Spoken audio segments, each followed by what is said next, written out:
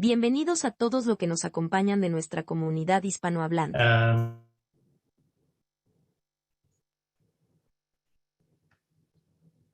Señora Juanita Flores está disponible para traducir a través de línea telefónica. Le recordamos que si usted gusta hacer un comentario, pregunta o recomendación directamente a la Junta Directiva, bienvenidos a todos los que nos acompañan de nuestra comunidad hispanohablante. Esto le indicará que puede levantar la mano para dar su comentario. Para unirse a la traducción ahora mismo, por favor marque al número 1-669-900-6833, con el número de identificación 889-5905-1042 y use la clave 094-080. Toda esta información la puede encontrar en nuestra página de internet del Distrito Escolar, visitando www.ssfusd.org y busque bajo la sección de School Board Meetings. Muchas gracias.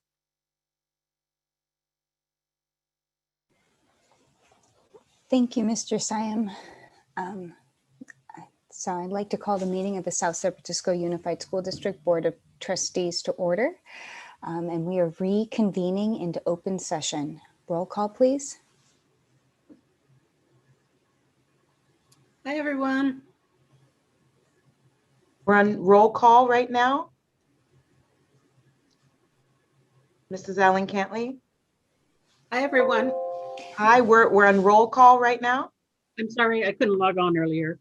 Trustee Baker. Present. Trustee Shea. Here. Trustee Murray. Here. Vice President Richardson. Here. President Lujan. Present. Thank you very much, Neilani. This brings us to the Pledge of Allegiance. Mr. Siam, I know you have 12,000 things going on at the same time. If it's not too much trouble, do you mind bringing up the recording? Yes. Thank you. Bring it right now. All right, please. Well, I guess I'll wait till the recording comes up and then I'll say, please rise.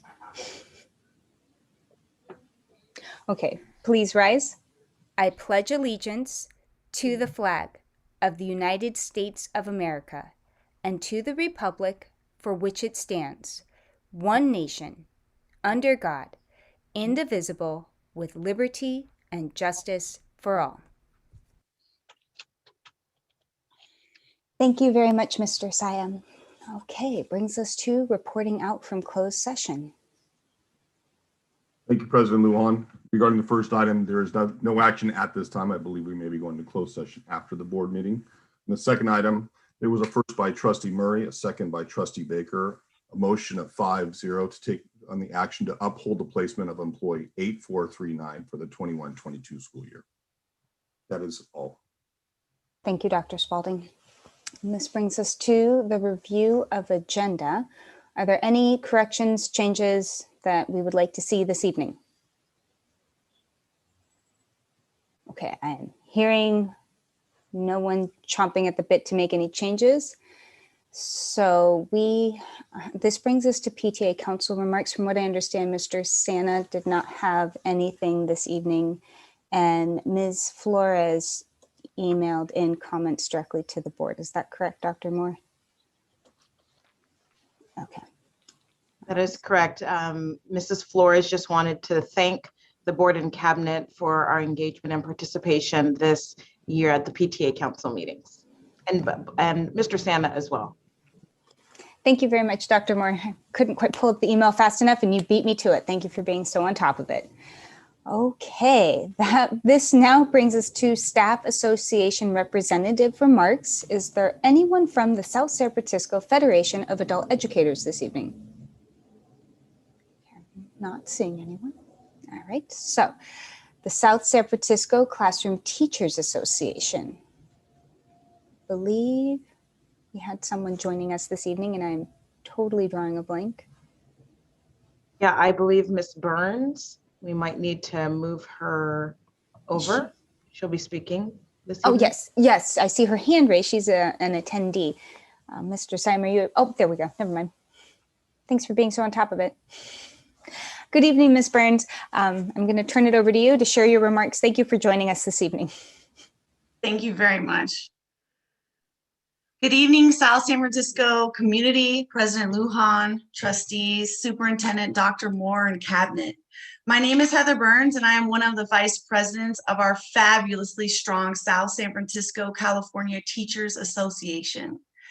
And although I prefer to do the work and stay in the background, tonight I get the opportunity to address you in Mr. Yano's place as he is on much needed, deserved vacation. I wanted to begin by encouraging all members, staff, families, and students to attend and speak at these meetings as much as possible. It is here that important, timely information is presented, debated, and decided upon, and it is at these meetings that your voices and perspectives can truly be heard in that same timely manner. Wow, June 10th, 2021. We have made it through an extraordinary year together. Look at it roll. In a time of adversity, we did not retreat. We put on our hearts of armor and responded fearlessly, developing and launching programs to reach all of our students and families. We have seen staff and scholars adapt, readapt, and conquer new ways of teaching and learning for this year. Forget thinking outside the box. You have created new worlds for your students and families to thrive in under the most stressful circumstances imaginable. Summer has just started and the next school year is only a few short months away. We know you are already currently working on revising and adding to your current curriculum, materials, calendar, in order to provide your kiddos with the optimum emotional and academic support they will desperately need next year. We know our students and teachers and families will arrive with different forms of anxiety, student regression, and difficulty adapting back into the normal structure routine with the new rules around social distancing, sharing, collaborating, and making new friends. We know that as you are making miracles every day, you too will be overwhelmed with finding daycare or after school care for your own children next year, as many of those programs have been cut or downsized. We know that many of our members already work extra jobs to make ends meet. We know that gas, utilities, housing, grocery prices are skyrocketing. We know that some of our staff live at or below the poverty level. Our amazing bargaining team, who continues to bargain over this summer, as well as all last summer, has asked for smaller class sizes, increased student time, and higher salaries. We understand that those standings are in the middle of most of our surrounding districts, but we are not average. We are more resourceful and work harder for less every year. We are the best school district, aren't we? We are certainly not average and deserve the best always. We too require stability in our professional lives. Working off a new MOU every year simply does not provide the solidity we need. We have become experts at finding the money we believe should be released to support our kids, families, staff, and now is the time more than ever. We at SSFCTA have great news to share regarding getting the drastic support we definitely need next year in order to make it successful for our kids and our families. We want the community to know about the funds our district will have at their disposal.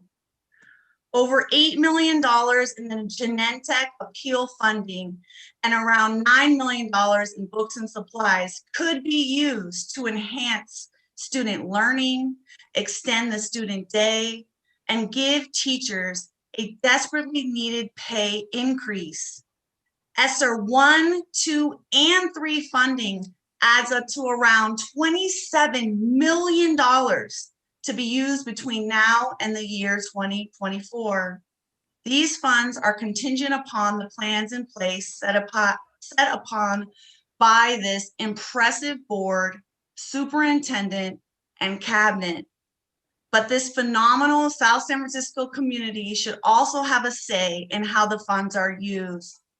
SSFCTA will continue to be the voice of the voiceless and continuing fighting to improve our staff, students, and families' lives. Thank you very much.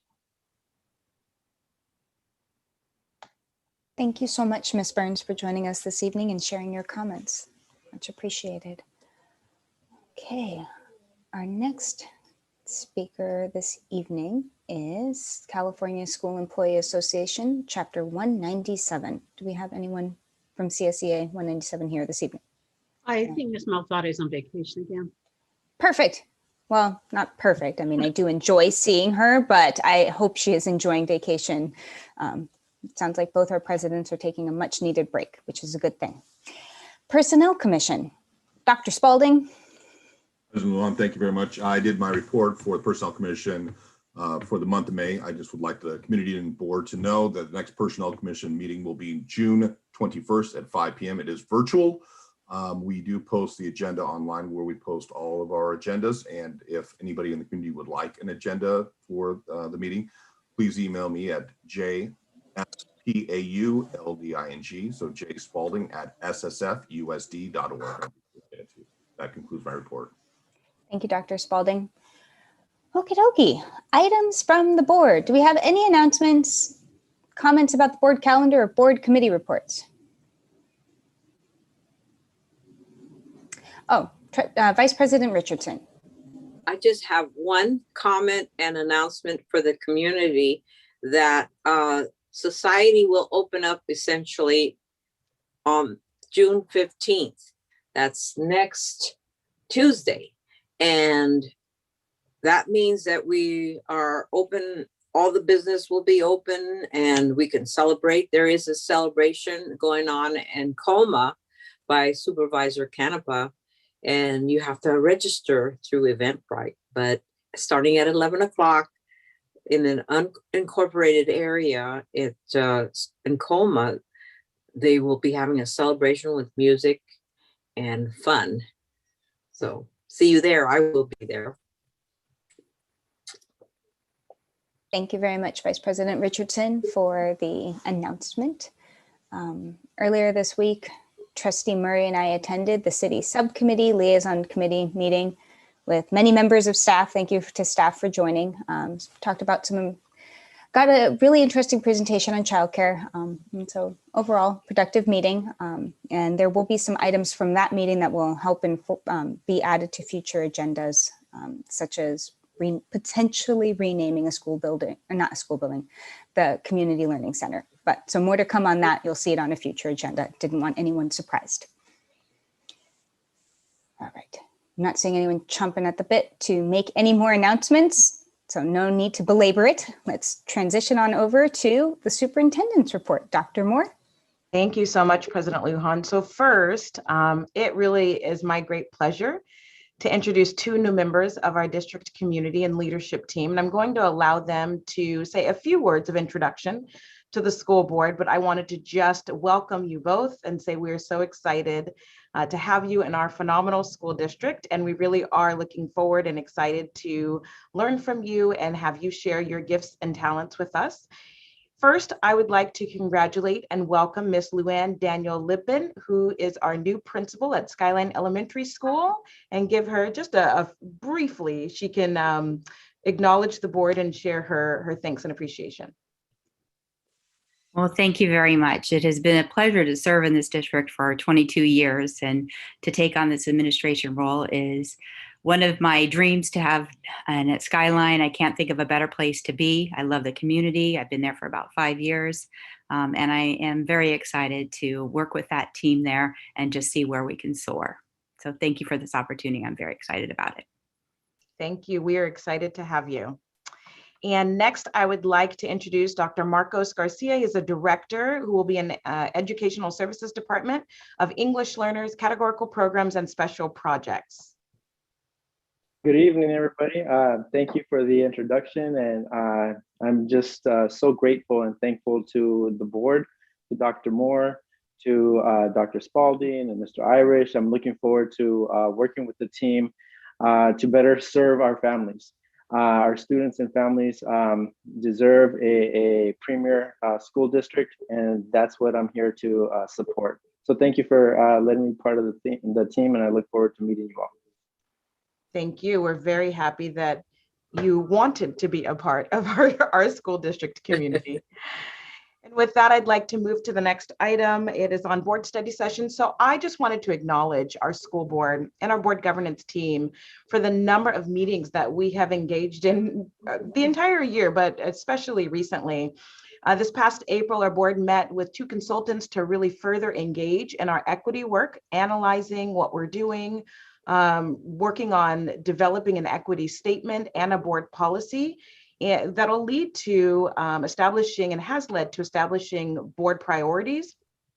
In May, the board scheduled a study session. We were able to really analyze student and district data, looking at not only academic data, but discipline data, grading data, course placement data and enrollment data, as well as staff demographic data. And the intent is really to ensure that we all have a clear picture of the district and our performance. And then the board used that to inform our thinking on the pillars. What is it that we want our district to be known for? As Dr. Garcia just said, this premier school district that is known for our excellence because of the equitable ways that we interact and operate and engage, and really spent some time talking about key actions and areas of focus for this next year, which is academic excellence, and really looking at how we're engaging in the classroom, teaching the curriculum, the ways in which we're engaging students, providing more feedback and coaching to our teachers so that we can always consistently work on improving. The other area was talent management, really looking at how do we equitably and intentionally recruit, hire, train our staff, and make sure that the process in and of itself is really inclusive and equitable. The third is operational and fiscal stewardship. And this is about becoming really intentional and focused on developing our processes to ensure that we are equitable in how we allocate and monitor resources. And our final is really focused on community engagement and connectedness. It's really a sense of belonging, of safety, including how we can create opportunities for more restorative practices and programs and more mental health supports, which we'll hear more about this evening. And this last Saturday, we spent the entire day together focused on strengthening our own board governance team, really discussing some agreed upon norms, protocols, how we want to engage and interact as a board, really staying focused on our priorities and what we have agreed to do. This is not something that all school boards do. And I wanted to take the time to just highlight for our community what our board is committed to doing and acknowledge and thank them for this commitment for ongoing professional learning, where we really talk about what have we heard from the community? What have we heard from our staff? What are we looking at in terms of the data so that we can come together and collectively focus on what the needs and the priorities are. And there's just this willingness to reflect and keep working on this consistent way of continuous growth, continuous improvement. And so I wanted to acknowledge our school board and our board governance team and our cabinet, who it takes a lot of work to put these on and to really engage in them. And I wanted to make sure our community was aware. The next item, also exciting one, most of our summer school programs begin next week, but I was excited to share on this item. Our high school started this week with about 300 students. The other program that started was with Elevate Math program, and that is the one program that is online, and it started with 270 students. So far, the reports that we got back, everything was smooth. We had some bottlenecking at the high school level in terms of screening at the gate, health screenings, but it's good so that we can learn from it and figure out how do we pivot and make some adjustments before the fall. And then Big Lift and STEAM have been conducting professional development with teachers this week, emphasizing how important it is to really make sure that we are connecting with our students so that they feel both social and emotionally secure as we're welcoming them back onto campus, and really providing a lot of time for our staff to just come together, to collaborate, to talk about how we can prepare for a successful summer program. And then all of our programs have held virtual parent meetings to make sure our parents and families know what the health and safety protocols are that we will be implementing. And so I am really excited because the majority of our programs will start next week, and I'm excited to visit and see how they are going. And with that, that concludes my report. Thank you so much, Dr. Moore, and thank you for your report, and welcome aboard, Ms. Daniel, to a new role. And also welcome aboard, Dr. Garcia. We're looking forward to having you join our amazing district. Okay, communications. Public comments can be submitted in advance utilizing a bit.ly link that is available on the website. Those have been collected and emailed to the board. Thank you, Neilani, for doing that. All those comments have been read. If you would like to comment during the meeting, this meeting is recorded. Individuals may address the board concerning school business not on the agenda, but public comment cannot be acted upon or discussed by the board unless placed on the agenda at a subsequent meeting in accordance with the law, the Brown Act. The board may request staff to respond orally at the meeting or in writing at a future time. So Mr. Siam, I am going to, if you are interested in speaking, because I see we have 10 attendees, please do raise your hand when Mr. Siam turns on the raised hand feature, so that way we can get a sense of how many people would like to speak, and then we'll go ahead and start calling upon people. All right, now I shall turn it over. Oh, thank you, Mr. Siam. Raised hand is now available, and I'm going to turn it over to you and your very capable hands. Thank you, President Lujan. Good evening. I'll be calling on speakers during public comment in random order. To our attendees, if you would like to speak, please use the raise hand feature on the Zoom meeting platform now. Attendees that have dialed in can dial *9 to raise their hand. Speakers will have 3 minutes to give their remarks, and you will hear a tone when your time begins, when 30 seconds remain, and when time has expired. Once time has expired, we will move to the next speaker. This time, I don't see any raised hands, President Lujan. Okay, well, thank you for our attendees who are here with us this evening, and thank you, Mr. Siam, for facilitating the opportunity for public comment.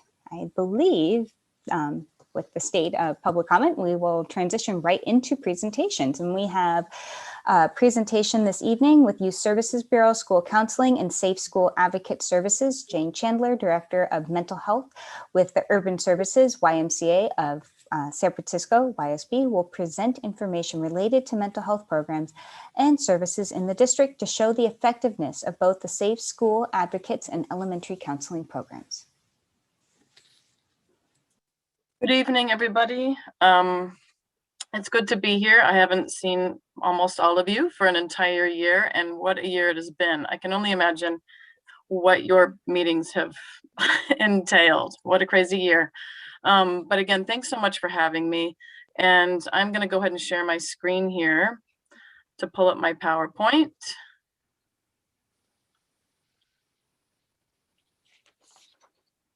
All right. Can everyone see? No. No. Not yet. Okay, hold on.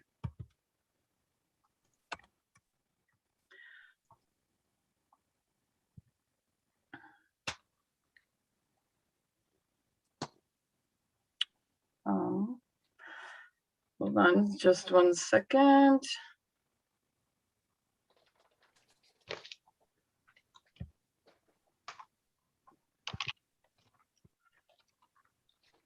Sorry, all right.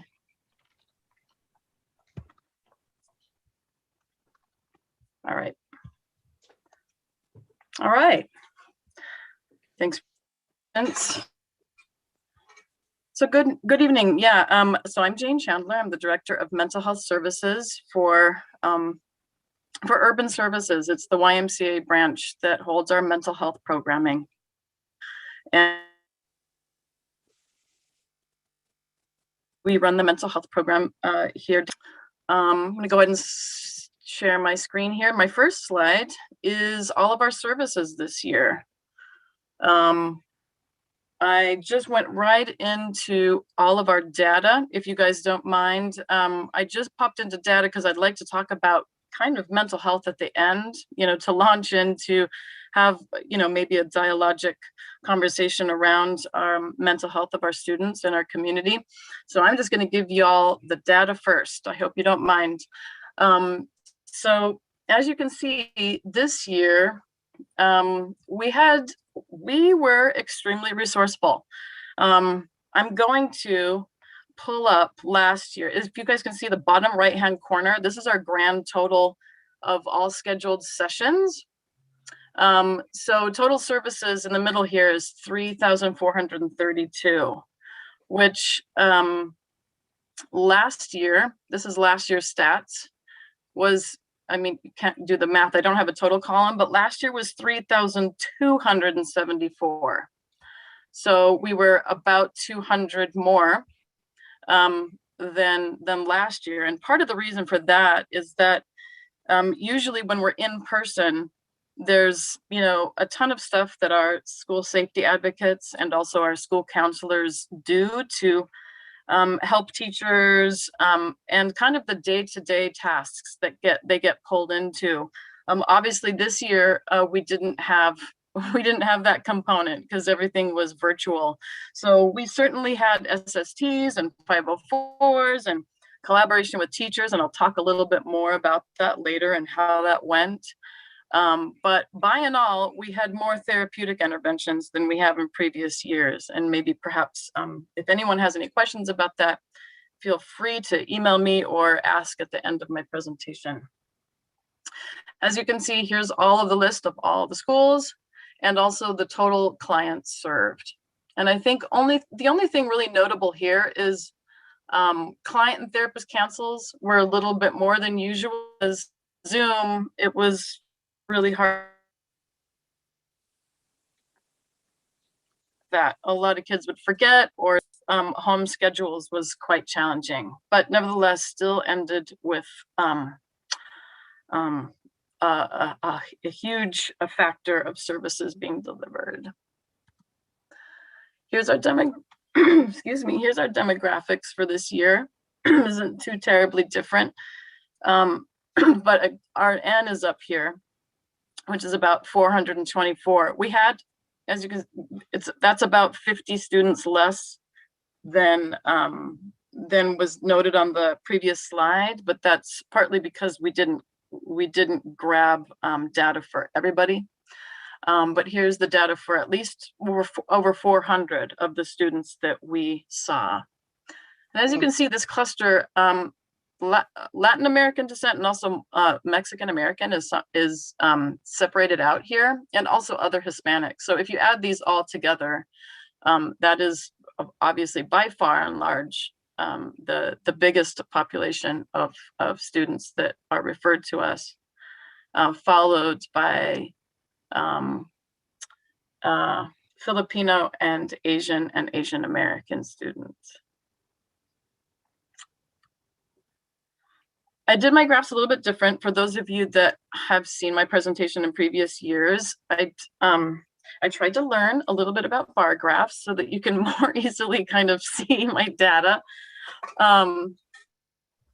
So of the kids that were presented to us this year, of all 400 of them, here were the top presenting mental health categories. And I have this slide every year, but this year I switched the bars to represent, get a better visual for you all to see.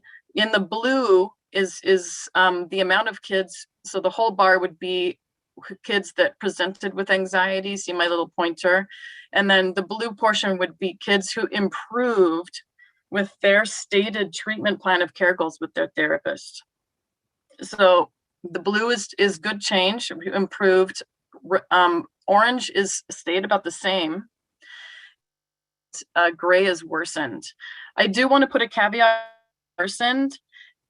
Sometimes in the very beginning of treatment, when we rate kids, they won't present with something that's there, right? Especially in trauma adjustment. If a kid doesn't present, we're obviously going to rate a 0 or no rating in a certain category, but it doesn't mean it's existent. We just don't know it yet because it's a new relationship. And especially with Zoom, it was a little to build rapport over the video with kids that we didn't know before. So the grade doesn't always mean that like symptomatology got worse. It just means there was no score in the beginning and there was a score at the end. I hope that makes sense. And please chat me or feel free to ask me any questions at the end about that. This doesn't look super different from previous years. Sleep is a little bit higher, but depression and anxiety are always our two top ones. So no surprise there. 25 of our students, y'all, were referred to us for safety concerns, either suicidal ideation. SA is also is possible suicide risk or attempts, or self-harm. This graph is a little funky. I'm sorry about it's a little bit harder to read. I put a total column here so that I could show that, there was about 19 kids referred for suicidal ideation or risk of suicidality. And then there was 25 students. There was 15 of them that also ranked on other self-harm.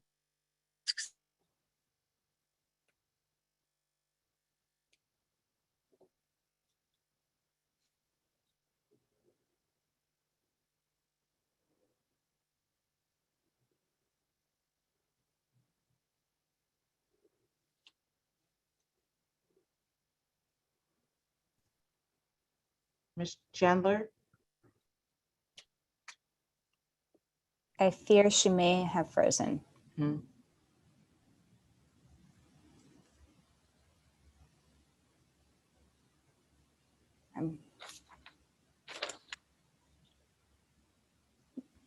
She's not unfreezing. I don't know if we want to give it a moment and see if she, wait, okay, she bounced out.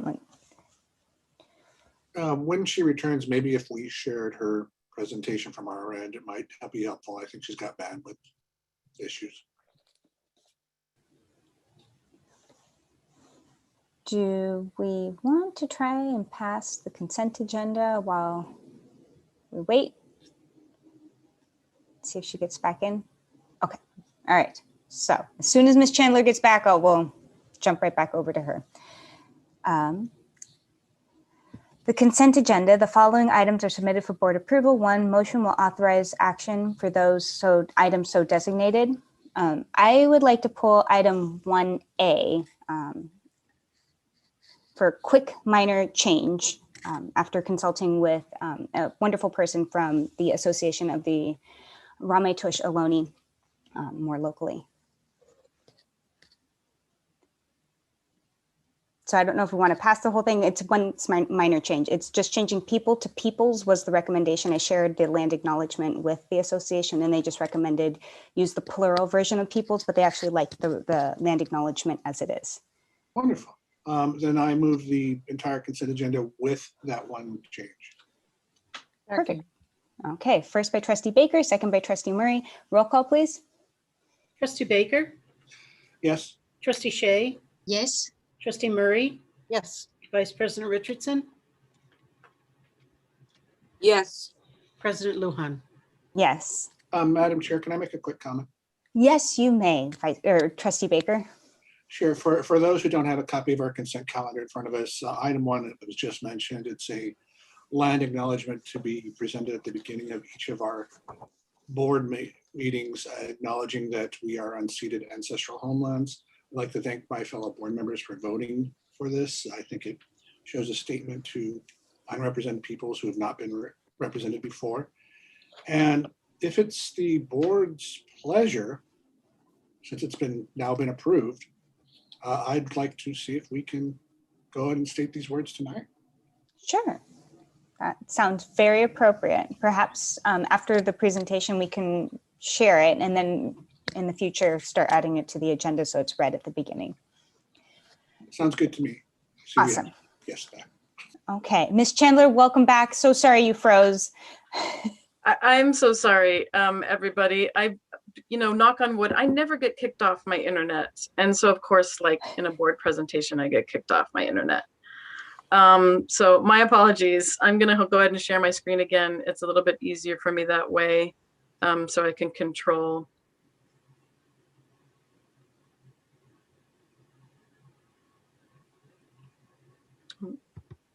Okay.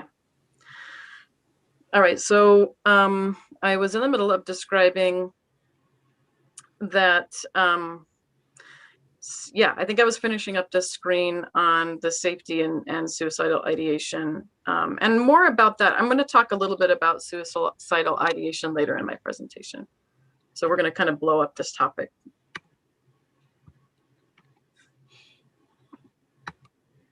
All right, so school life. I have a slide specifically for school life. You know, the data on this is really funky. We had this a little bit easier to visually decode because of my blue and orange bars here. As you can see, school behavior, and I have the N here. So 23 of our students, and this, I think N is, the total N is 88. 88 students were pulled. They were the most longer term students that we saw. So we pulled 88 of the kids that we had seen for most of the year, and took a look at how many of them were referred for school behavior, and 23 of them were. And it looks like approximately 16 of them or so were improved there. One thing I wanted you to notice about this second bar is that grades, this was the only section where you know, a pretty lower than 50% of the students improved in their grades. A big orange block remained the same here. And then there was a larger portion of kids who got worse grades over the course of the year. And of course, this isn't data for, you know, everybody. This is the data for kids that we saw that were referred for mental health. So this is not a sample of, you know, all South San Francisco Unified School District. Of course, you all know that, but I just wanted to give a reminder that we're just talking about the kids we saw for mental health. And then functioning remained about the same amount of kids remained the same as got better. And school attendance also about similar. This is where I get a little bit more narrative because it's easier to describe in narrative. So I'm sorry, I'm going to read to you a little bit, but it's the best way to try to capture some stuff. So 15 of the 88 students I was telling you about, the ones that we saw for the most amount of time, referred to us for the cluster of behaviors that include oppositional behavior, conduct, or anger outbursts, and also include sexual aggression. Sorry about the typo there. Also danger to others, but all but 2 of those. So 13 out of the 15 showed improvement on their treatment plan of care goals with their clinician. That's great. And about 65 of the 88 showed 1 or more actionable needs on the assessment under the family functioning umbrella. So 13 of those specifically to challenges regarding immigration or legal issues regarding immigration. So yeah, that's very specific data. And we had 8 CPS reports filed for major safety concerns. And almost all of those were family functioning. Community life and connection. So we have switched fully in our clinic to a CANS assessment. A CANS is a nationally empirical assessment used by many different organizations and departments of public health across the nation because of its ability to really focus on needs and strengths. So it's like a continuum. So if a kid, you know, when we're looking at strengths like resiliency, community life, talents, if they score very low, it flows into a needs. So needs and strength would be a continuum. And I wanted to highlight for you all this evening that 54 of the 88 students assessed by the CANS had identifiable needs by way of strengths, as in a poverty of strengths. And the top 3 were talents and interests. So, and that talents and interests. So these kids were not registering or saying, you know, when we said, what are your interests, or what do you like to do? What are your hobbies? Nothing, right? Could not identify something that they were interested in, or something outside of, you know, that was a hobby or a talent. The second most frequent one was resiliency. So stating that they didn't feel as if they could do things again, get better, pick themselves up, improve, change their minds. So there's a battery of different tests that we talk about, engage with students in the beginning of the assessment phase around resiliency. And the third one was community life. So if they scored as a need in this area rather than a strength, it means that they couldn't identify any real community connections or community, like positive identity connections. And some of that might have also been because shelter in place, they'd already been in shelter in place at least 6 months by this point. So, you know, well-being was a little bit compromised. So more than half of these students improved in functioning by the end of the year. And we employed all kinds of interventions and activities designed to help students find interests and grow participation. All right, so I apologize. I sent you all slides beforehand, my y-axis, and the slides that I sent you by email last week. My y-axis was super funky, so these graphs maybe look a little different. I fixed the y-axis on this particular slide, slide 9, and it's middle school attendance and grades. So the blue bars are the percentage. This is a little bit harder of a graph to code, so I'm sorry, but the blue bar is how many of our students that were referred to us increased in attendance, right? So how many of the students referred to us like had change, and the blue bar is how much that change was. So over 60% of the kids increased their attendance by over 60%. I hope that makes some sense. Sorry, I know it's the end of a long day, so you're like, numbers. But what I want you guys to focus on is really the second piece here. This is really interesting because this is only about 18% of the students, but the change was gigantic in decrease. So these are the kids that fell off the cliff, I guess we could describe, right? So it was a small amount of them. It was less than 20% of the kids that were referred to us, but they absolutely fell off the cliff. Now, part of that, you know, was maybe nobody was home to make sure they went to school or Zoom. Maybe there was technological issues, who knows, but this is what we called the cliff factor today, this past year. And then attendance stayed the same. Obviously, there's no orange because there's no bar. GPAs, a little bit interesting in middle school is that there was actually there was about over 30% of the kids had over 65% of worsening grades, or their grades worsened by 65%. Okay, sorry, that's not super clear, but it was hard to pull that data. High school, we were actually able to do it by grade point average. So high school overall, with our clients, of course, not overall South San Francisco, but the clients that we saw, GPAs dropped from 2.9 to 1.93. So, and here's the cliff again. See this one? Over 65% of the students had attendance in high school who dropped more than 130%. And then here's kind of a breakdown of the students where they improved, worsened, and no change. Sorry, the gray is no change in this one, and then periods. Y'all, I'm not going to read these. These are, I think, perhaps for your pleasure. If you have access to these slides and you want to write, it was really hard to pull some of the data. I was talking to Dr. Spalding, and Mr. Sievers around this data in particular and how difficult it was to pull, because the data was like you stuck it in a light socket.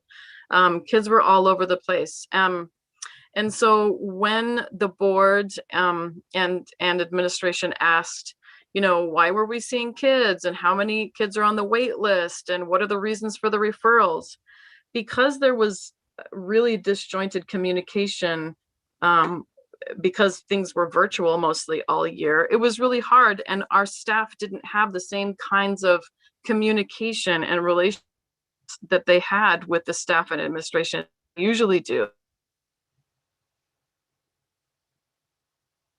A lot of my folks were new. A lot of the school staff had never their trainees or their new SSAs or school counselors.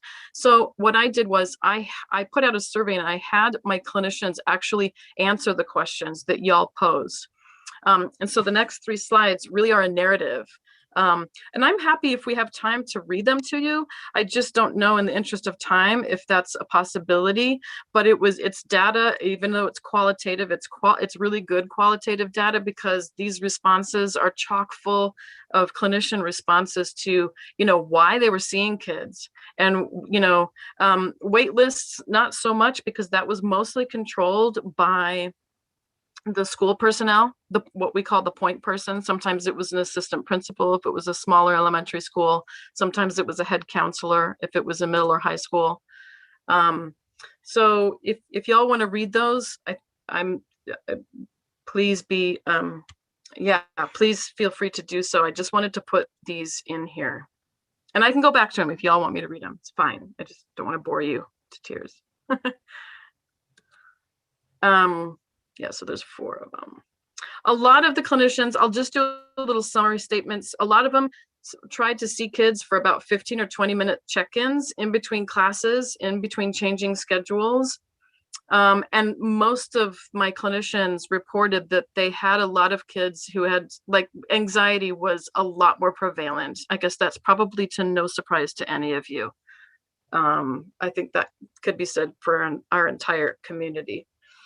And there was a lot of parents not calling back. I think that probably reflects, there was, 14 clients, 29 clients, a bunch of parents who never responded to set up therapy. And I think, parents were overwhelmed. I'm going to stop there because I'm going to go into community stats around mental health, because it's really important, I think, for us to just really pop over into those things and how this is affecting our greater community. But I wanted to ask at this point if anyone had any questions about specific SSFUSD data. Thank you. Trustee, Oh, yes. yeah, go for it. Go ahead, Trustee Shane. Thank you. I'm just wondering, how many clinicians do you have for this program serving our district? We have, sorry, I'm going to count. It's only 3? At each of the, we have 1 at the elementary school level, 1 at the high school level, and then the middle schools actually have 2, because they have a staff and they have a trainee, a mental health trainee, to help with groups and such. So we've got 1, 2, 3, 4, 5, 6, 7, 8, 18. Okay. Yeah. Got it. And those qualitative is just an example 3. I thought you only had 3 clinicians. No, there's a bunch of them. Sorry. I pulled those qualitative data from staff only. And those are my staff that are at the middle and high school level. Thank you. Sure. And sorry, I'm still sharing maybe I'll not share. Trustee Baker? Yeah, you got it. Thank you. Of the 88 students in your cohort, how many of them do you think you saw for the first time during the pandemic? That's a good question, Trustee Baker.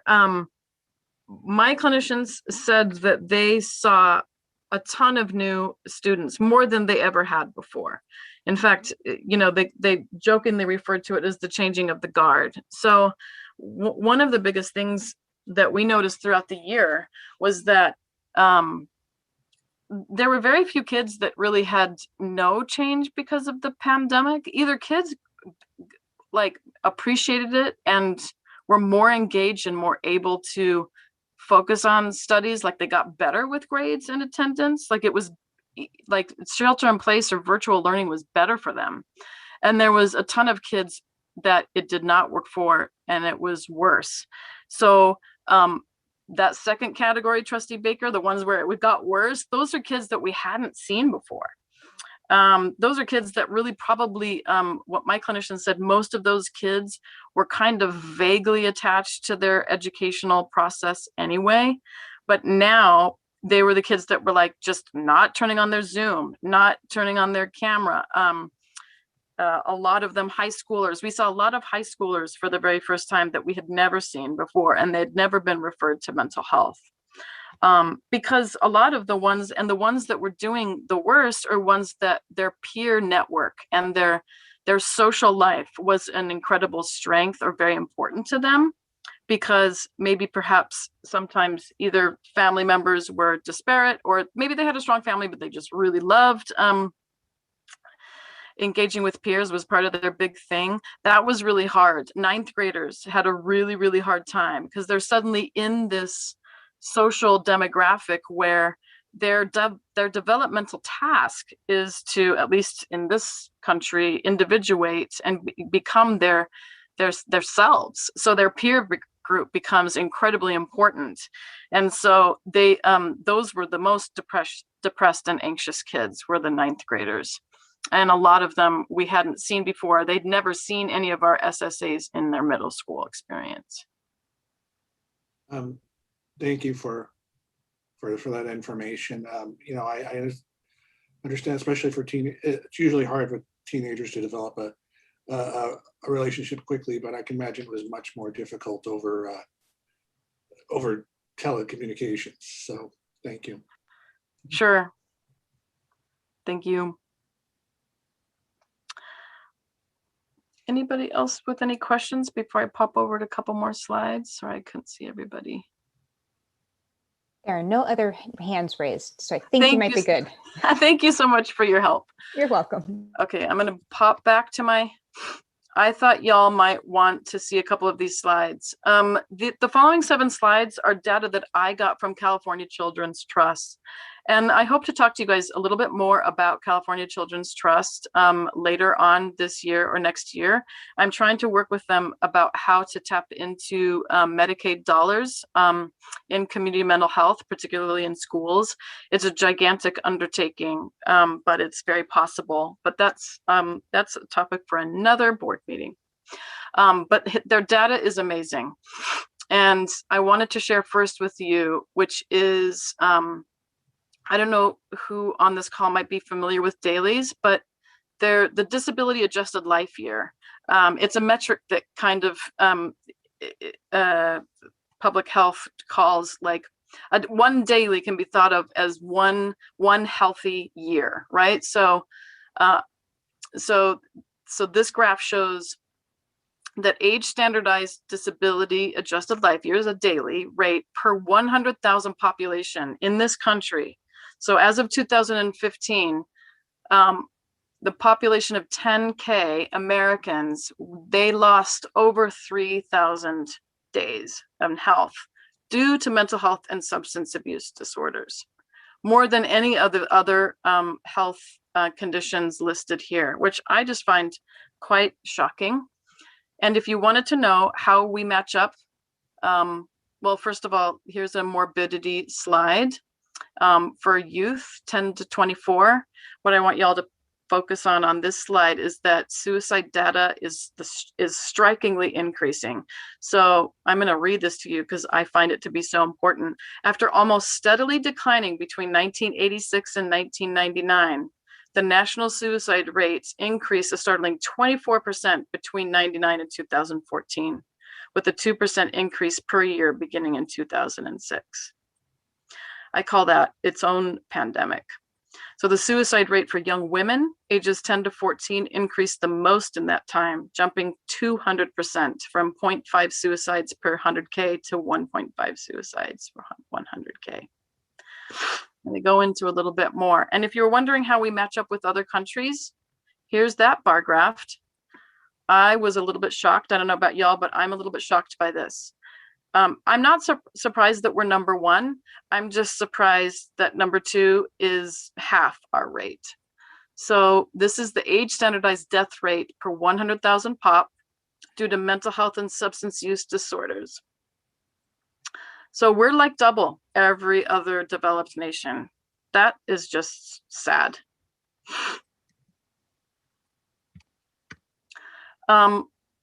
So young people are particularly hit with the mental health issues in this country.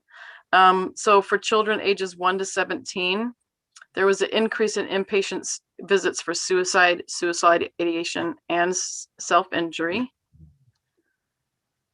A 50% increase in mental health in hospital days for youth between 2016 and 2014. 61% increase in the rate of self-reported mental health needs, and a decrease of 40, and California ranks 43rd in the country for providing behavioral, social, and developmental screenings that are key to identifying early signs and challenges. And guess who, well, and the price is higher for Black and brown children, as we all know on this call. 81% of children on Medicaid in this country are people of color. And the suicide rate, this was actually surprising to me, I didn't know this, the suicide rate for Black children ages 5 to 12 is 2 times the rate of their white peers.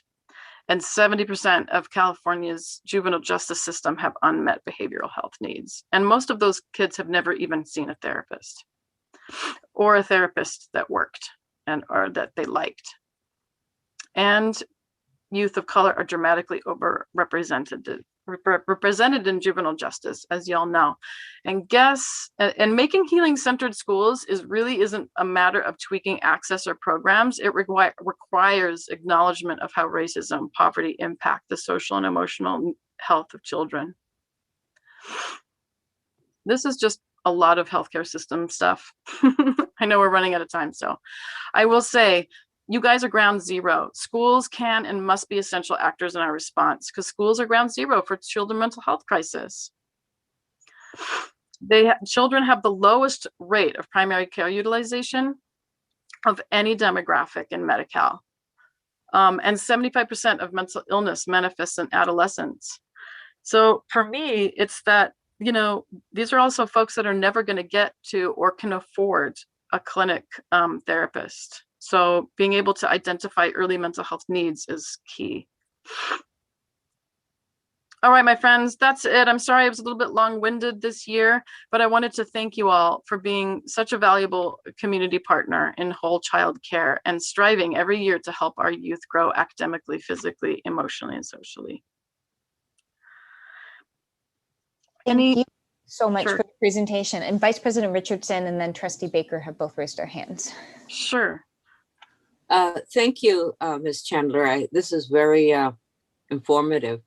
My question is, each session, how much time are these? Are these group sessions? How do you do it? Are they individual sessions? And how long are the sessions for individual children?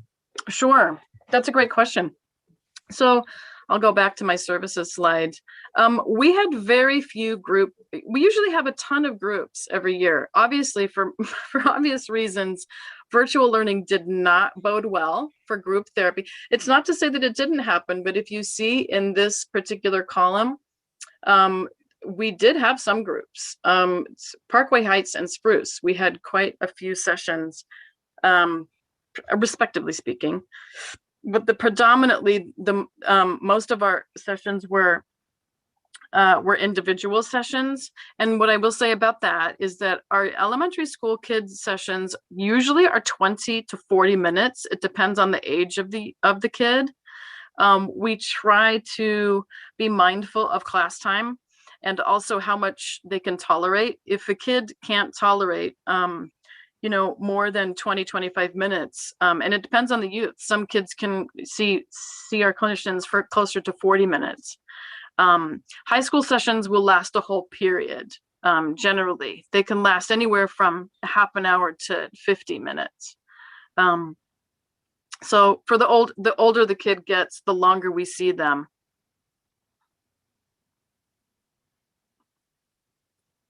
Did that answer the question fully? Thank you. Yes, it does. It helps. Great. Thank you. Sure. And the next question? That's Trustee for me. Baker. Jane, thanks for coming back. It's always nice to see you. I think right now at the point when we were going through our actions last year, I think we were all conscious as a board and as a cabinet and as a school community that this is not going to be the best situation for some kids mentally, but we had physical health to consider as well. So I guess now that we're getting to the end of that, I think it's time for us to, step up and address those issues that we know were created by this. So I really honestly just want to know, how can we help you? What will you need to get back up to speed as our students come back into classrooms? And is there anything specifically we can do as a district to help you assist our students? Awesome, wonderful. Thank you so much. What a great question. I'm like this and that, and my little scroll is, I don't expect you to have a multi-page proposal, but that you'll send after the meeting to our staff. But right, yes. But in the short term, anything? In the short term, I would say right off the cuff, what I have been speaking about to my clinicians is that their biggest worries are really social functioning, dealing with like quadruple amounts of depression and anxiety, and also really tending to those kids that I showed y'all that fell off the cliff. We are super, super worried about the fraction of kids who, when I tell you all that there was a small fraction of kids whose lives got incredibly worse because of shelter in place, I mean that like fivefold. A lot of those were, kids who's had stressful home environments, and the stress of the pandemic even made the stress of their lives even more intense. And I'm afraid that their engagement and with their own educational process really took a hit. And it wasn't because the teachers weren't doing well or trying to reach out. The teachers were doing absolutely the best they could. It's that they didn't have the social emotional segment that was really important to them. So I think, Trustee Baker, doubling down on social emotional tending and really trying to actually do early assessment and checking it in with every kid, like really checking, like having the youth service bureaus, having us actually, really create a considerable, thorough effort to really check in with every kid in the start of next school year to see how they are. I'm really worried for those kids that fell between the cracks. And to get them back engaged in school, because if some of those kids were really shaky around their possibilities, I told you that resiliency really ranked up there with a big needs for a lot of our kids. If they feel like, well, why should I even try about graduating or getting back into school or trying to get good grades because it just sucks, we need to tend to that ASAP before that rolling ball collects a lot of crap coming down the hill. So getting really pushing to get those kids back engaged in their own education, I think is paramount. So yeah, Trustee Baker, checking in with every kid, every family. Yeah. Trustee Murray, I see you have your hand raised. I just wanted to thank, you've answered the questions I have. the statistics and the data are so disturbing. For me, the cliff or the kids that keep me awake at night. So I thank you for doing the work that you do, and I want you to know we really appreciate it. So thank you. And thanks you all. I have to say, we do run the clinic, but doing school-based work is really the passion. It's my passion, and it's the passion of a lot of my folks. Even though it's an educational system, it is the world that our children live in. So thank you for that. Thank you, Ms. Chandler, for joining us this evening and for presenting such a robust presentation and taking the time to gather all the data. Thank you for doing the work that you do and assembling the team that you have in place to support our students. My pleasure, you all. Thanks so much for having me. Good to see you all. It's good to see you. Okay. Okay, so the next thing this evening is a public hearing. So I'm going to pause on the current meeting and open up a public hearing on the 21-22 draft local control accountability plan. Oh wait, I'm not going to do that. I forgot. We're supposed to read the land acknowledgement. Sorry, Trustee Baker. I eventually remembered. Yeah. Do you want to screen share so that way we can read it into the record? And then Trustee Murray, do you want to, would you feel comfortable reading it this evening? Sure. I have to get back to the page because of I'm on earlier in the agenda with our actual agenda, but got it now. Awesome. Okay.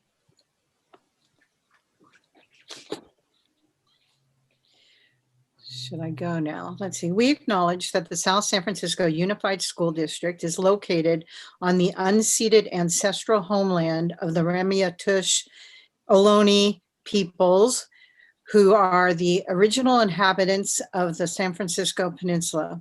We wish to pay our respects by acknowledging the ancestors, elders, and relatives of the Ramaytush community and by affirming their sovereign rights as First Peoples.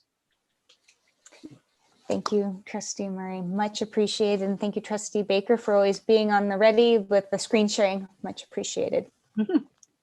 Okay.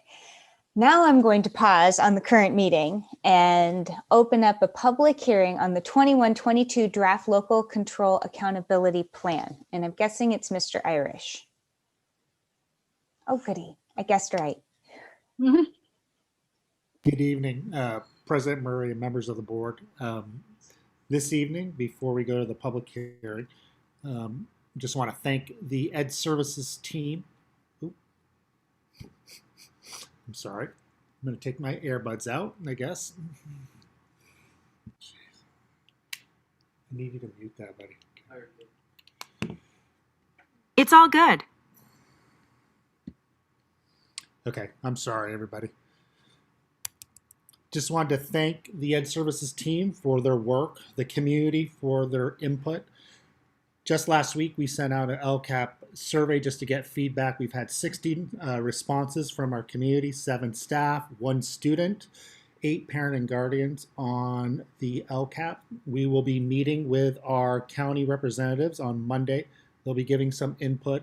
We will incorporate lots of the suggestions that we receive from our community and the County Office of Ed into the Lcap, and I'll be bringing that back for approval on the 24th. So I just want to say thank you to everybody. I know lots of surveys this year, all in a virtual manner. So I appreciate the community, all of our staff, and of course the board and everyone's input on it. The template, as you can see, has changed. So I'm sure the board and the community, when they looked at the draft, they were a little surprised that it was only about 67 pages instead of the normal 250. Only 67. Yeah, it's supposed to be concise, to be a little easier and readable for the community. So we do appreciate that effort from our state, the state of California on that. So lo and behold, I mean, I think everything is in good shape. We just heard a presentation from Ms. Chandler, and one of the big things that I just want to stress is, as the board just heard, is mental health. And I want to thank the board for their support and their approval of the addition of 7 wellness counselors. in conjunction with our Human Resources and Student Services Department, we want to really focus on wellness. We think that's going to be a priority as we return to in-person instruction and schooling for our students. So we will start that process in conjunction and working with YSB, just like Ms. Chandler said, whatever we can do to meet with our students and provide those social emotional supports as they transition back into the classroom. I think that will be the key, and that will be a big focus for this upcoming school year and beyond. So with that, of course, if we could open it up for a public hearing, any comments or questions from our community members, again, you still have time to address it through the survey, and I'll be responding to those questions. Some of, just so the board and the community is aware, some of the things that our community members and staff has said is, one of the big things is at the elementary level, continued to support our students in more of like a buddy system. So there's reference to a buddy system, more targeted assistance at the elementary grade span level. So our middle school students are more prepared. We had some feedback and input on our professional learning on how we're going to address the social emotional needs and what that's going to look like. There was some talk and some suggestions on, it wasn't me, I promise, create a district-wide data management system so we can report back and do timely feedback on our assessments. One thing that I thought was really interesting that I'd like to point out is there was a suggestion from a community member that we need to work together as an entire district to create a college-going culture in South San Francisco Unified School District, but their opinion stated that it needs to really start at the elementary level. And his or her suggestion was thinking about AVID and pushing AVID, which is advancement via individual determination, not just down to the middle school level, but the elementary school level. So I thought that was an interesting thought there. Everything else, like I said, was, just thank you for the work. Continue to provide summer school offerings like we always do. And I just want to always acknowledge the board and their willingness to really have a robust summer school offering. So with that, of course, after we do the public hearing, any comments or questions from the board, I will attempt to address as well. Thank you, Mr. Irish. Mr. Syme, are you able to turn on the raised hand feature so any of our 6 attendees who may want to comment can raise their hand? Yes, it's available now. Wonderful. So to our attendees who are here this evening, if you would like to comment during this public hearing, please raise your hand. Okay, no pressure, completely understand. So I guess if there are any, I'd love to open it up to any questions or comments from the trustees. And Trustee Murray, I did see your hand up earlier, but I wasn't sure if it was from before. Or, okay. It was from before. I'd like to thank everybody who participated, and thanks, Mr. Irish, to you and your department for always doing such a great job on this, and I appreciate it. Thank you. Thank you. Trustee Shea. Thank you. I just similar comment as Trustee Marie. This is amazing document. It's the first time I see this, and I read almost every page. This is the district's direction for 21-22, and it's laid out so clearly with every matrix and also every actions. And then on top of that, with all the funding, the budget on each of the items. So it's an amazing document. How many people's mind and time and effort put into this document, including all Dr. Moore and the team. So really appreciate the thoughtfulness behind this document. So super appreciate the work. I wish my job can do something like this. So thank you. Thank you, Trustee Shea. Mr. Irish, many thanks to you and staff, and thank you to the members of the community, students and parents and staff members who have responded. The LCAP is, even in the shortened version, it's still quite a huge project. So thank you for that. And thank you to the members of the community who have responded to provide input, because This is supposed to be a collaborative process, and I want to also thank you, Mr. Irish, for thinking through how to engage the community, given, you know, it's not been a normal year, so we don't have community meetings in the same type of fashion. So thank you. Okay, so with that, I think I'm going to close the public hearing and then transition to our next item, and then I'll open up the next public hearing. So the next item is the 21-22 preliminary budget, and I'm going to turn it over to Mr. O, I imagine, if you have anything to share. Yes, thank you. Okay, let's share the screen.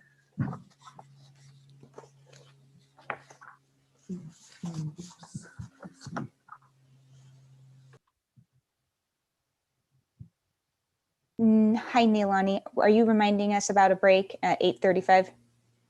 I am. Thank you. I don't know how long Mr. O will need. That's a good question, Mr. O. We are due for a break at 8:35. So do you feel like you'd be able to do your presentation in that time? Yeah, I just need to find it first. Maybe I should be. Yeah, it's going to be a very short one. I just need to.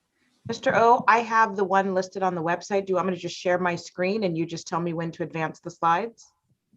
Okay, that'd be great. Thank you, Dr. Moore. Okay, let's see. Okay, great. Okay. All right. Okay. Okay. Good evening, President Lujan, members of the board, Dr. Moore, cabinet, and members of the community. So tonight, this evening, for the public hearing, I'll be just doing a very short presentation on the preliminary budget for next year, which is 21-22.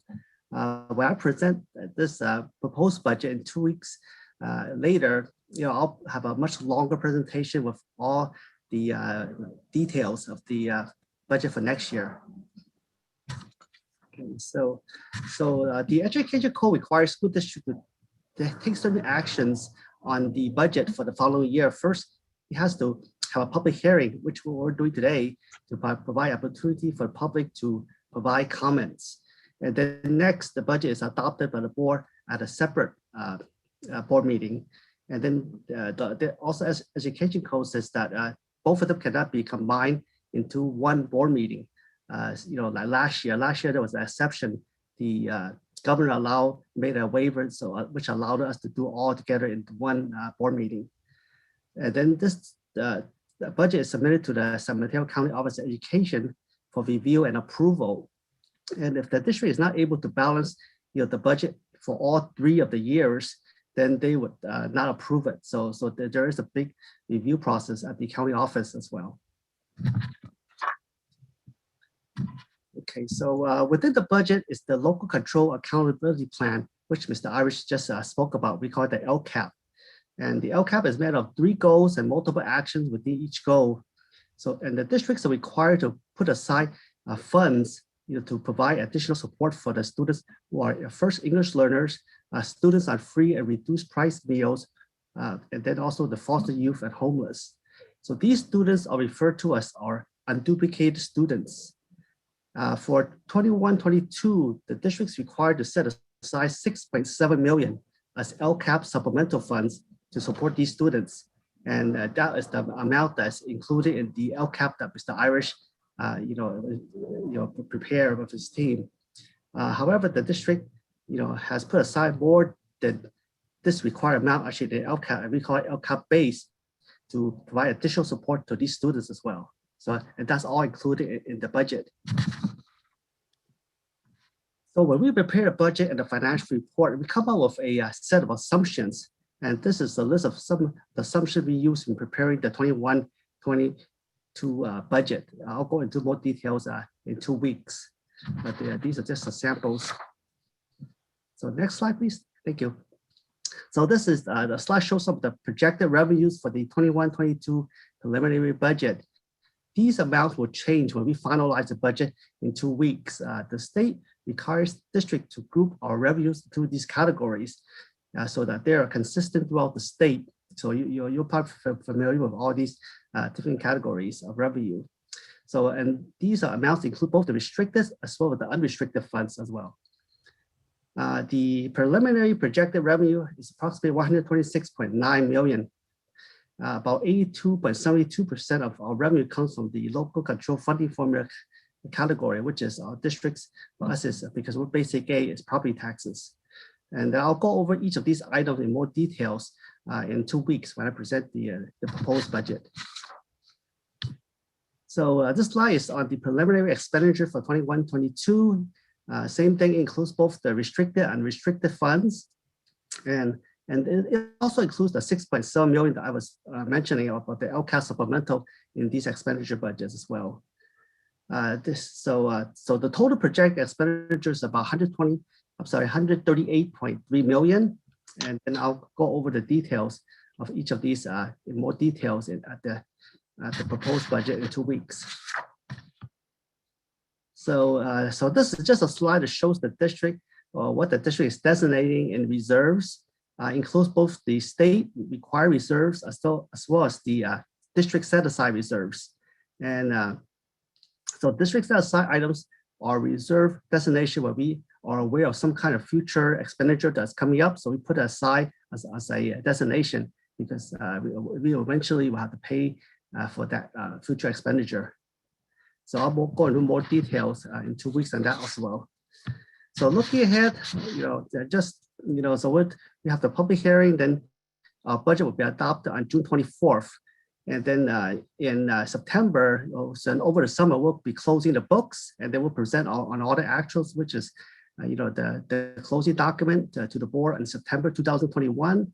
And then on December 2021, we'll present the first interim report. That's a snapshot in time as of October 31st with all the changes to the budget. And so that's it for me. Thank you, and open up for questions.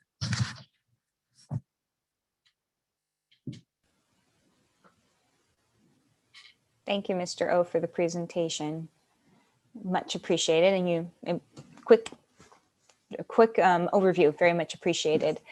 I think I need to open the public hearing first. So Mr. Syme, if you're okay opening up the raised hand feature again, and then we can see if any of our attendees would like to make any comments at this time.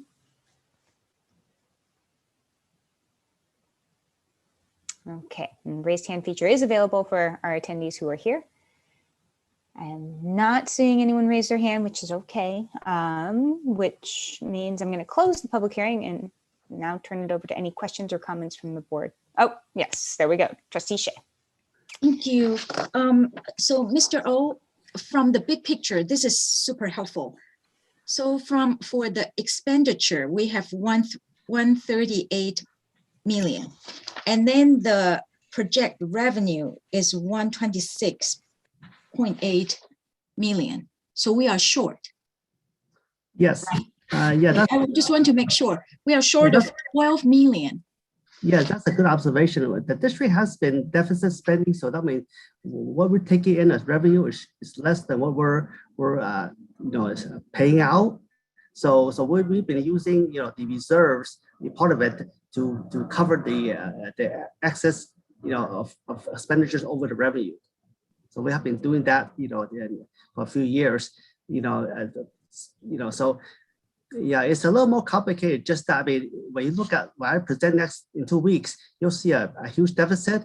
But part of that is, it could be one-time contribution, for example, to nutrition services, or to because of this past year, because of the loss in revenue because of the pandemic. So we're also projecting slightly loss of revenue next year for those programs. So there's some contribution to that. So it also increases the expenditures more because of the contribution. It could be only one time. So there's a lot of factors that will change each year. For example, we could also in 3 years get more revenue coming from property taxes, right? So that number kind of moves back and forth. Okay. So we will eventually balance. Eventually, but it's good and bad. You sometimes you have to have some deficit spending because sometimes you want to spend more to support the students in a certain year, right? Like next year, we want to support mental health, wellness counselor and other stuff. So we want to spend more a certain year, but maybe less in another year to offset that. Okay. Okay. Thank you. Sure. Thank you, Trustee Shea, for the question. I'm not seeing any other hands. So thank you, Trustee Baker. All right, just raise it last minute. I would like to point out to the public that we will be coming back in 2 weeks with more details. I've got a couple questions, but seeing the hour and the need for a break, I'll hold those off or email them offline to you. But one of the things I do want to see broken out when we come to the 24th is a little bit about how much of this is one time in the revenue versus how much is ongoing. And I know we usually get a thicker document that shows that. Yes. Thank you, Trustee Baker. Okay, Mr. O, thank you very much for preparing the presentation and helping us facilitate the public hearing by providing information. It's much appreciated. Yes, absolutely. So seeing the time, I'm going to suggest we take a break until 8:43 and I'll see you all in 10 minutes. Can I make it an even 8:45? Okay, I'm okay with that. Thank you.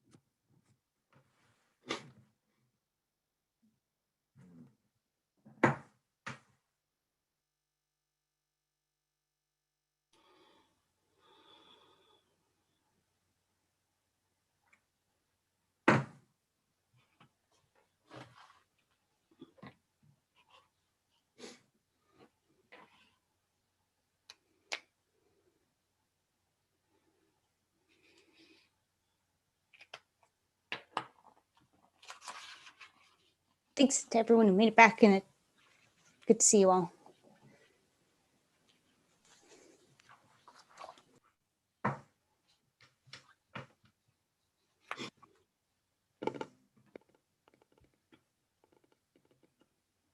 President Lujan, before we start up again, may I just ask you for future agendas? Do you want the land acknowledgement set up in the agenda maybe after the Pledge of Allegiance? That sounds like a really good idea. That way, and it's there, so that way we becomes part of our practice. Thank you, Neilani, for asking. Thank you. Okay. Okay, so we are in action portion of the evening. And our first action item this evening is a child care contract. Oh, wait. Trustee Baker, I'm sorry, before I move into the action items, did you want to ask your questions or did you want to email them in?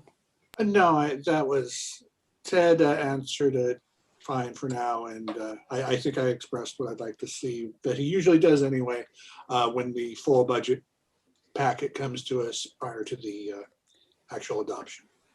Perfect. Okay. I didn't want to like just trump all over and then accidentally forget to address your question. So thank you for that. Okay. So we are definitely in the action portion of the agenda this evening. Our first action item this evening is a child care contract, CCTR-1260 and Resolution 21-41.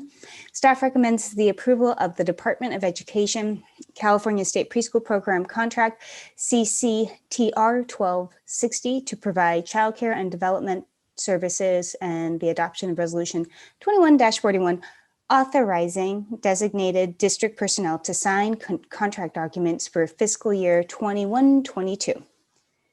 Questions or a motion? I'll move it. Second. Okay. I had a question. I see that. Vice President Richardson. Thank you. I just wanted a clarification for my own information. How many childcare centers do we have that we operate in our own? I only can count 2. Is there more than 2? But the age that this contract is for? Oh, who would know? I would know. So we have, we operate before and after school at 1, 2, 3, 4 locations in the district. Oh, okay, 4 locations. Okay. That's only ours, right? Only our staff, our budget, our students. Okay. That is our district extended day program that Mr. Claiborne oversees. Oh, okay, 4. Okay. Could you name them? I mean, I thought there was one in Westboro, one on Bury, Spruce, Junipero Serra, and Skyline. Oh, okay, Skyline. Oh, I didn't know that. Okay, thank you. You're welcome. Okay, so we've had a first by Trustee Baker, a second by Trustee Murray. My one wondering before I call for a roll call is, do we want to waive the reading or do we want to read Resolution 21-41? Oh, yes, let's waive the reading, please. Okay, so we'll waive the reading with a first by Trustee Baker and a second by Trustee Murray. Roll call, please. Trustee Baker? Yes. Trustee Shea? Yes. Trustee Murray? Yes. Vice President Richardson? Yes. President Lujan? Yes. I didn't mean to step on the clerk's toes if she wanted to read it. Thank you. Okay, our next action item this evening is Child Care Contract CSPP-1536 and Resolution 21-42.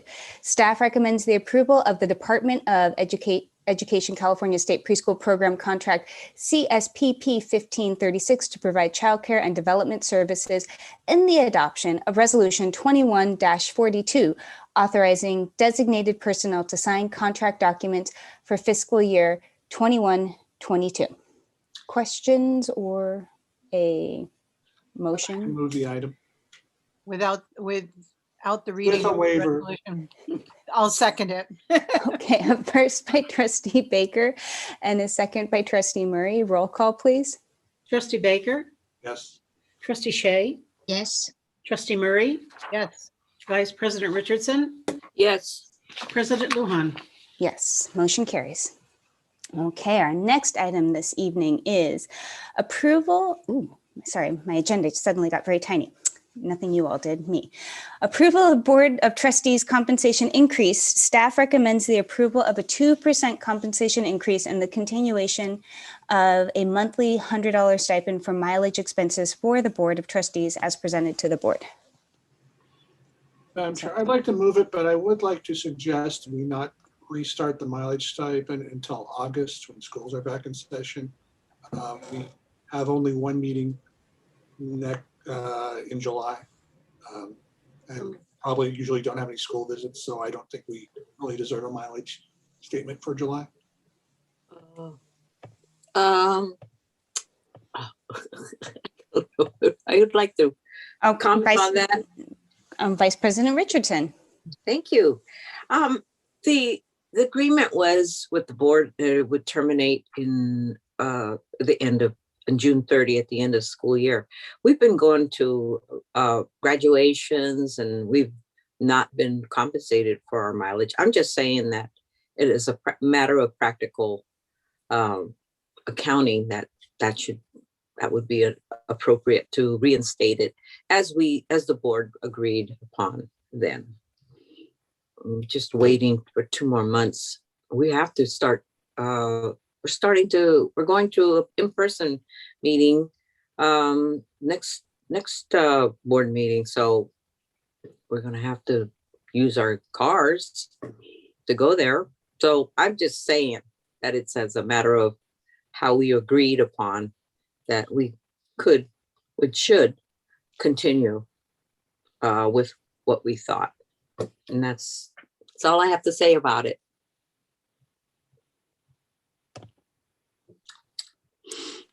Are there other thoughts? Because we have 2 opposing thoughts at this time. One, pause on the mileage stipend for the month of July and then begin the mileage stipend in August. And then another thought of we just. If it comes to that, perhaps we can make a one-time agreement for actual mileage expenses for any incurred in July and then restart it in, which I think will, I ride a bike most places. I have a bus pass, nothing for me. If the other 4 trustees feel that they think they're going to incur 100 miles or $100 worth of travel in July, feel free to vote that way, but I do not think we need a July mileage stipend. The price of gas really has spiked since last year. And the ones that didn't get compensated when we went to all the graduations, some of us went to 7 or 8 graduations and other things that we did promote this. Like I went to a lot of, in Daly City, I went to, I'm not saying, I'm just saying we should continue with what we agreed upon, and I really see no reason. One member, yeah, you do bike a lot, Trustee Baker, and that's commendable. But some of us just need our cars, and it's very expensive. It's about $5 a gallon in today's versus last year. What's that? Too far into this, but Trustee Richardson, you live central in the city. You are no more than 5 miles away from any city, any school in our district. So if you went to 8 trips, at most you would have incurred 80 miles worth of travel, and that is at 55 cents a mile, which is federal reimbursement rate. That's $44. I'm not the only one. Are there other? I'm just saying. Okay, well, let's put it to a vote. I just say let's do as we request, as we agreed upon last year, and reinstate the mileage. It's not even that much. Thank you, Vice President Richardson. I move that we maintain as the recommendation of, I move that we reinstate the mileage as we planned at the end of the school year and beginning in January. I don't think a month matters, but as a matter of just accounting, I think so. So just Anybody point, second? Anybody Hold- second? sorry, Vice President Richardson, just two things that were happening simultaneously. Trustee Murray has raised her hand, and at this time we have two motions on the floor with no second. Okay, so Trustee Murray. What I'll second her motion, but I'll waive my $100 stipend for the month of July, June, July, and anybody else can do the same. Okay, so Vice at this, okay, so at this point we have a first from Vice President Richardson. Is it possible to amend the motion in a way that captures what Trustee Murray just added, where it's we reinstate the $100 stipend, but for those interested in waiving their stipend, just contact staff. We need to ask our Assistant Superintendent of Business Services if that's something payroll can handle for a 1 month off. Right. And what would the deadline be? Because I don't know when payroll closes. This is what I'm saying. This is what I mean. Excuse me. I didn't raise my hand. You know, it's just $100. What does it do in today's world? It's really not that much. And it's probably much more of a hassle for the administration to, you know, deal with. I mean, this is California, where everything's expensive and there's never enough money and there's enough gas, but you know, the gas keeps going up. I'm just saying, it's just not a big deal. Let's just close the book, start all over again. I can see, We'll through do the a roll chair, call. I can see staff's eyes glazing over on this as we for doing a more important business. So I say we close the question. It's been motioned and seconded. I will attempt, if possible, with Trustee Murray to waive my $100 for July. And I suggest we move on. Okay. All right, so there's been a first and a second. Roll call, please. Sorry, I heard a first and second on Vice President Richardson's suggestion. I didn't get a second on the main one. I just got Trustee Baker as a first. I think my motion died for lack of a second to Trustee Murray, seconded Trustee Richardson's. Okay, so we are going to continue it. And at this point, Trustees Baker and Murray do not want to be paid for July. Correct, but I think that's outside the scope of the motion. They'll have to do that individually. Okay. Trustee Baker? No, I'm sorry, did you say no? I did say no. Thank you. Trustee Shea? Yes. Trustee Murray? Yes. Vice President Richardson? Yes. President Lujan? Yes, motion carries. Okay. Approval of change in summer board meeting start times. The board may or may not decide to begin summer board meetings at an earlier time as presented to the board. So for context, last summer we did agree to start meetings earlier. At that time, I was working from home. At this time, I could not possibly start any earlier because I go to work, end at 5, have to go pick up a kiddo from a camp, and then get home. But I opened it up to others. Trustee Baker. And similarly, it's last year we were at home on Zoom. We are about to restart meetings. 6 o'clock is very much dinner time, if not later. You know, it's one thing to turn off your camera for a second or duck out a frame and take a bite of a sandwich. It's another thing to be eating in a public meeting, which I do not recommend. So I suggest we continue at 7. All right, so Trustee Baker and I both agreed. Okay. All right, so first from Trustee Baker, a second from Trustee Murray to maintain the 7 o'clock start time. Roll call, please. Thank you. Trustee Baker? Yes. Trustee Shea? Yes. Trustee Murray? Yes. Vice President Richardson? Yes. President Lujan? Yes. Okay, motion carries to continue with the 7 o'clock open session start time. Okay, I will read this item, but definitely need to recuse myself as I am a Skyline Community College employee and should not be part of any sort of vote to keep it above board. So approval of Skyline Middle College Memorandum of Understanding. Staff recommends the approval of the Skyline Middle College MOU for the 21-22 academic school year with the cost of $6,800 per student as presented to the board. So moved. Second. First by Vice President Richardson and the second by Trustee Murray. Roll call, please. Trustee Baker, Yes. Trustee Shay, Yes. Trustee Murray, Yes. Vice President Richardson. Yes. Wonderful. Motion carries. Can I ask a question? It's not about the vote. So this one is excellent. I know probably this already MOU is every year. I'm just wondering, down the road, will we get the results from the community college Skyline? How are our students doing in this program? Or maybe it's already scheduled. To avoid the whole board answering that, because we've been through that before, Dr. Moore or Mr. Irish, would you feel comfortable speaking to the presentation that usually takes place about Skyline Middle College? I was just going to thank you, President Lujan. I was just going to mention, under normal circumstances, we have an annual presentation, Trustee Shay, from Middle College.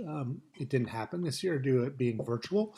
This year, I will work with Ms. Martina Center Goodman to resume those as we hope to have things start to return to normal in the 21-22 school year. So yes. Wonderful. Thank you. Thank you, Mr. Irish, and thank you, Trustee Shay, for the great question. All right, our next action item this evening is approval of Health Connected Memorandum of Understanding. Staff recommends the approval of the Health Connected MOU for a sexual health education program provided to 8th grade students in the 21 through 22 school year as presented to the board. So moved. Quick question. Yes, Vice Sorry. President Richardson. Thank you. Now, is this presented by the YMCA group of people that counsel our other students, or is this, who are these people that going to do this? Mr. Irish? No. Good evening, Vice President Richardson. It's a great question. We've had a partnership with Health Connected. They're based in San Mateo. They conduct our Teen Talk curriculum, which is conducted at the 8th grade for our middle school students. Last year, with your support, we actually expanded the program to also include our students with disabilities as well. So our severely disabled students. So we had done that at the pleasure of the board previous year. So we continued this partnership. We pay by section, so by number of sections at our 3 middle schools. This last year, we did it all virtually. So we were able to combine it with our 3 middle schools, but we usually do this in the spring semester of every year. This is required by law as well. Yes, I know, I learned that, but I appreciate the feedback with our disabled students. I think that's an excellent idea. Thank you, Mr. Irish. You're welcome. All right. We had a first by Trustee Murray. Do we have a second? A second? Second by Trustee Shay. Thank you. Roll call, please. Trustee Baker, Yes. Trustee Shay, Yes. Trustee Murray, Yes. Vice President Richardson, Yes. President Yes. Lujan. Yes, motion carries. Thank you. Approval of College and Career Access Pathways CCAP agreement. Staff recommends the approval of the agreement with CCAP for the 21-22 partnership with the district as presented to the board. Questions or a motion? I do have a question. Go for it, And I Trustee can Shay. motion. So thank you. And then again, is this, we also can we also get the results and report for this one? Probably it's already done annually. Sure. The same Good thing. evening, Trustee Shay. So CCAP is our annual agreement, so we can conduct dual enrollment for our students. So Dr. Hugh and I, we will be presenting, we're going to create next year a college career readiness presentation that we will share results of our dual enrollment number of students. It's part of our college career indicator. So that's actually part of those metrics, as you probably remember, are in our Lcap that we will be reporting out on. But we will do a separate presentation just on college and career readiness. Okay, wonderful. Thank you. And I will second it. Wait, you're first, I think. Oh, I'm first. Okay. Yeah, I'm you're first. Perfect. Thank I'll you. give her second. Okay, thank you, Trustee Baker. So first by Trustee Shea, a second by Trustee Baker. Roll call, please. Trustee Baker, Yes. Trustee Shea, Yes. Trustee Murray, Yes. Vice President Richardson, Yes. President Lujan. Yes, motion carries. Okay, next item this evening is approval of Docusign Incorporated agreement. Staff recommends the approval of the agreement with Docusign Incorporated to provide secured and stored documents in the 21-22 school year as presented to the board. Vice President Richardson. What are we getting for this? I know there's like 39,000. That to me, I'm such a cheapskate. I just have to know where every penny's going. Mr. Irish, would you mind? Of course. Good evening once again, Vice President Richardson. So last year, due to us being in a virtual manner, we had to, so what we use Docusign primarily for is our virtual meetings to conduct individual education meetings, so with our students with disabilities, so IEP meetings. So this allows our parents and our community to really appreciate the flexibility, being able to sign confidential documents, and it helps us as a district to get those back in a timely fashion. So this is one of the things that we would like to continue if the board so agrees. If not, then we will go back to the hard copy where parents would be signing in person. But lots of our parents, due to the flexibility of Zoom and Google Meet, it's a lot easier for them to conduct parent conferences or have these IEP meetings virtually. So having Docusign allows us to have them sign off and approve those meetings as well. Yes, you're right, it's a cost. So as you saw in the actual agreement, we did 11,000 envelopes. So that's basically 11,000 virtual meetings last year. So a student or a parent, we have at least 1 to 2 meetings. Some students who have IEPs, we have multiple meetings. And every meeting we need to have it signed off. So. Never. I agree. I second if anybody's didn't. Or did we make the motion yet? I think you're making the motion, Trustee Richardson. Okay, I'd like to make a motion to approve the Docusign Inc. agreement. Second. Go ahead. Okay, so we have first by Vice President Richardson and then Trustee Murray. I heard you first. I don't know. So I'm just going to go with the second by Trustee Murray. Roll call, please. Trustee Baker, Yes. Trustee Shea, Yes. Trustee Murray, Yes. Vice President Richardson, Yes. President Lujan. Yes, motion carries. Okay, moving into business services. Resolution 21-36 for budgetary increases and year-end transfers. Staff recommends the adoption of Resolution 21-36 for budgetary increases and transfers at year-end of fiscal year 21-22. I'll make the motion with a request to waive the reading. Second. First by Trustee Baker, second by Trustee Murray. Roll call, please. Trustee Baker, Yes. Trustee Shea, Yes. Trustee Murray, Yes. Vice President Richardson, Yes. President Lujan. Yes, motion carries. Okie dokie. Next item is Resolution 21-40 for the Student Activity Special Revenue Fund. Staff recommends the adoption of Resolution 21-40 for the establishment of the Student Activity Special Revenue Fund, Fund 8. Motion to move that item. Okay, Vice President Richardson is our first. Do we have a second? I'll second. Second. Go for it. Second by Trustee Baker with a close third by Trustee Shea. Roll call, please.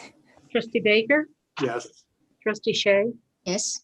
Trustee Murray, Yes. Vice President Richardson, Yes. President Lujan. Yes, motion carries. Okay, next item, approval of all city management crossing guard services. Staff recommends the approval of the agreement with all city management to provide crossing guard services for the 21-22 school year as presented to the board. So moved. I'd actually like to make a comment on this before we vote. Go. So I have a first by Vice President Richardson and Trustee Baker. You are clear to make your comment. Sure. Unfortunately, this has gone up considerably since last time, but the explanations in the letter from All City are very clear. It's because they are paying their employees what they deserve. I know it's so hard to get good people, and by doing this, you know, our crossing guards are some of the most important people we have in our school. I used to see the, I'm sorry, I don't know her name, the lady at Burry all the time. The lady in front of Los Cerritos, the gentleman actually. And it's, you need to have a lot of experience, and unfortunately there's been a lot of turnover. And as we all know, and myself, as mentioned earlier, I'm a bicyclist, and I've seen how people drive in general. And so I think it's very important that we pass this important safety measure. So yes, I will support it. I will give the second to this motion. Thank you. We have a first by Vice President Richardson, a second by Trustee Baker. Roll call, please. Trustee Baker, Yes. Trustee Shea, Yes. Trustee Murray, Yes. Vice President Richardson, Yes. President Lujan. Yes, motion carries. Review of future agenda items and meetings. So I think, just in the interest of transparency, the only item that I'll be working with Dr. Moore to add will be the potential of the discussion of renaming of a school, of the Community Learning Center, which was discussed at the city subcommittee meeting. Oh. Okay. Any other items?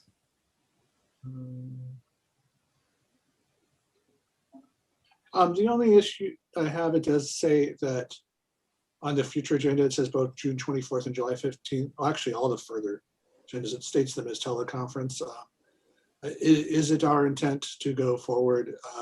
I know we are on the 24th, we're going to be in person, but is it our intent to go in person from that date forward?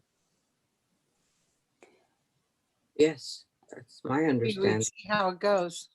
Yeah, You in person is us in person, right? Not the community public in person. Correct. Okay. right. We're doing room and Zoom in a sense. I'll show up and that's it. The rest is. I'll show up too. We still have to be told where to show up on the 14th.